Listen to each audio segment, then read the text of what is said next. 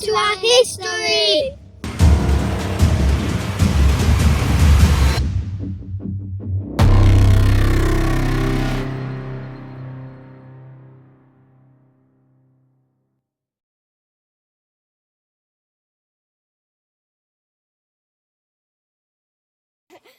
Hello, I'm Nicholas. And I am Sophie. Today we're going to explore the history of the Nazi V2 rocket base, La Coupole.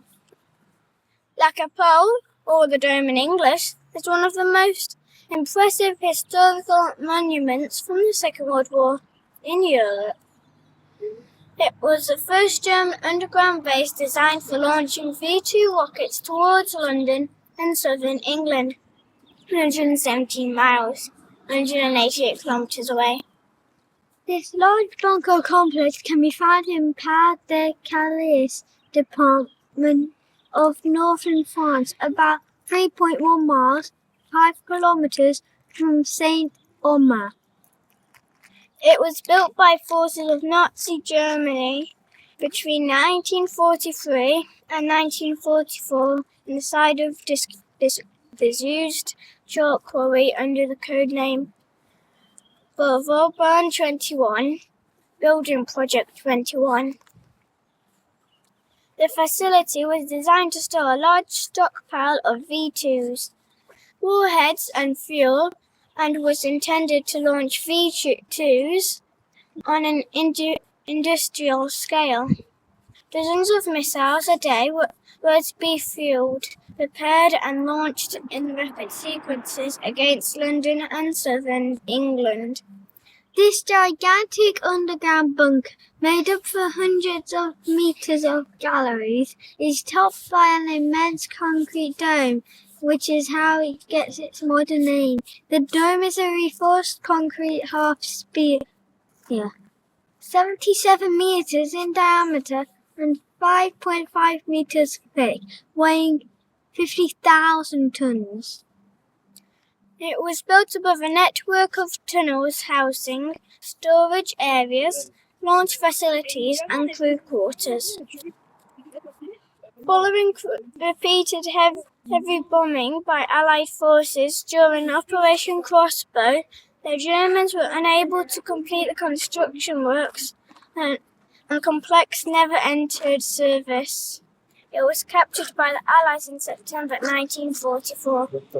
It was partially demolished on the orders of Winston Churchill, the British Prime Minister, to prevent its reuse as a military base, and then abandoned.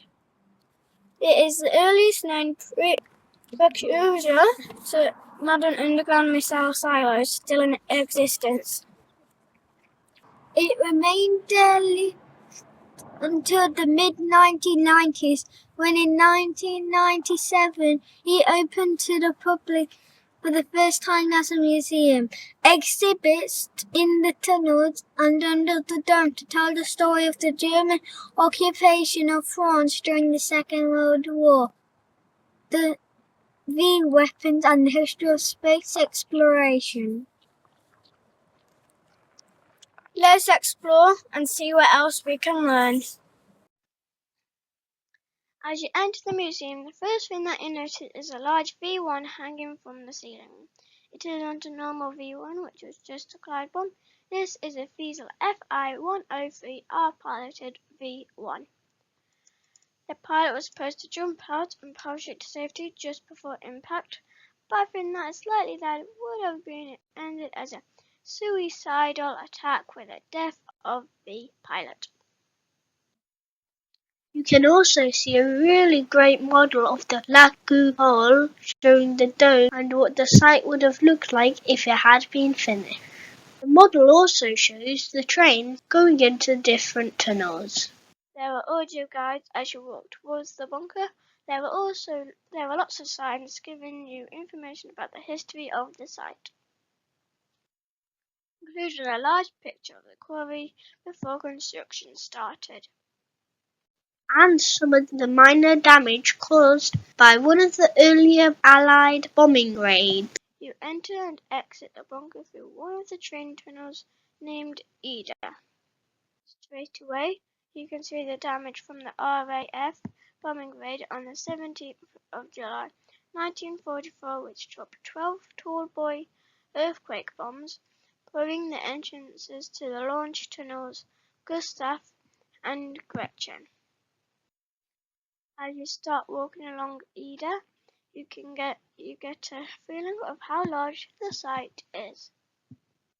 There are lots of little side tunnels with information, and even an old generator, and a collection of bombs and parts from crashed Allied planes. It is very cold and damp deep in the bunker. You can see how the side tunnels were constructed, lining the walls and then removing the remaining rock. You leave the Ida tunnel through a rough rock cutting to get to the dome.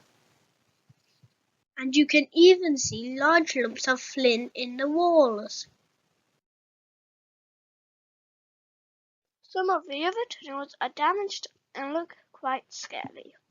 And others, like the large Matilda tunnel, are blocked off and are now home to lots of bats. Just before getting the lift up to the dome, there's another map showing the layout of the tunnels. As soon as you come out the lift, you see a huge V2 rocket. The diameter is larger than we are tall, and it is 14 meters long. Which is about the same length as a double-decker bus. Inside the dome, there are maps and stories of the invasion of France. And there are stories enclosed from some of the 8,000 people who were shot or deported from the Nord-Pas-de-Calais region during the war. We also learn about the V1 rockets, which were used to bomb London. They were a lot larger than we were expecting. There's even a gas-powered car and the tip of a missile showing the navigation system. Here, you can see us with a V1 and a V2 missiles, and you can get a feeling of how large the space inside the dome really is. Then we went back to the main building to warm up with a hot drink and a piece of cake before watching a really good short film about the D-Day landings in the planetarium. Thanks for watching!